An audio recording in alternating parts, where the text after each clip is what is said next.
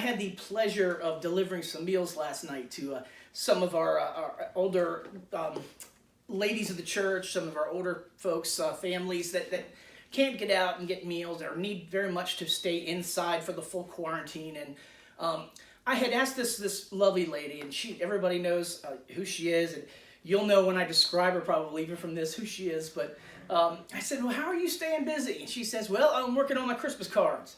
And I thought, it's March. I've never done anything 9 months ahead of time, much less doing anything, in the time like this. Even if I were quarantined or having to be busy, I would probably never, ever do something 9 months ahead of time. Maybe plan our Disney trip.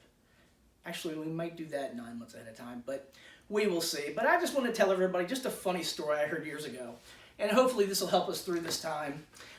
There was an old man named Percy Ledbetter. Mr. Percy, who had a grandson named Eugene Ledbetter, and a lot of you may have even already heard this story. But Uncle Percy was an old horse farmer down in Mississippi. And he had been traveling with his horses and had a huge trailer of horses, and he had gotten into an accident. And the trailer flipped, and many of his horses were hurt and broken legs or broken necks or some more serious injuries and some less severe injuries. But so obviously the police came, and one of the police said, I know his grandson. I'll go pick up Eugene. He'll bring up here to help out. We'll see what we can do for him. And so the deputy sheriff went down and got Eugene, picked him up, and brought him to the scene. And while Mr. Percy was sitting there and being tended to, obviously with some scrapes and some bruises, some scratches even, maybe even a broken leg, who knows. But he heard his buddy Eugene walking around with the deputy sheriff there, examining the horses to see if they could be saved, to see what the injuries were there. And so imagine this. You have an older man who's just been through a traumatic scene, and he's thinking about and hearing this in the background while he worries about his own injuries.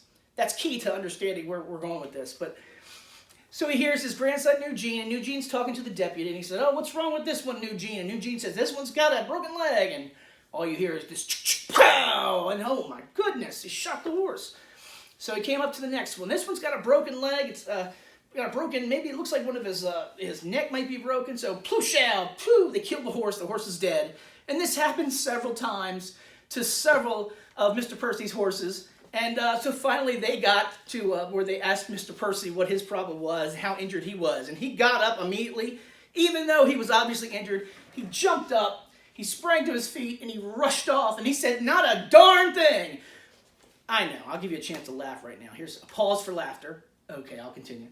See, sometimes we get so caught up in looking at the small symptoms that we kind of tank the whole thing, so to say. We're here today, obviously, you're quarantined, obviously we're at home, we're not able to do our normal things, but please, please, please take this as an opportunity to take advantage of the slow time. Maybe you need a rest. Maybe you want to read a book. Maybe you want to go deeper into God's Word than ever before. Maybe there's a time you want to spend with your family, a son, a daughter, a grandson, a granddaughter that you're with, that you're able to be with, that you haven't had a chance to do. Please enjoy this slow time. Don't just look at the negative side and I'm trapped at home. Kids, if you're listening to this, don't look at the time as being I'm trapped at home. I'm trapped at home. Got to do this, got to do that. Do something to bless your mom. Do something to bless your dad, your grandparents. If you can't see your grandparents, write them a card.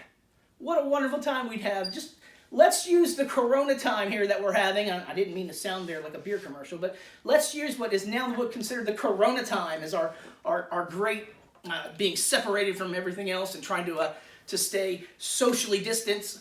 Let's use that time to do some great things and to make some great memories. We could make this in our own very Corona memory to we are thinking happy thoughts, good things are happening. We have a chance to do something that we would have had to have forced ourselves to do before.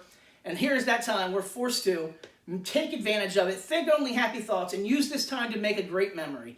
Thank you, guys. I'm sure you'll be seeing lots of us, and hopefully these will be better than they get. The further they get on, the further they get better. So thank you very much. I'll see you next time.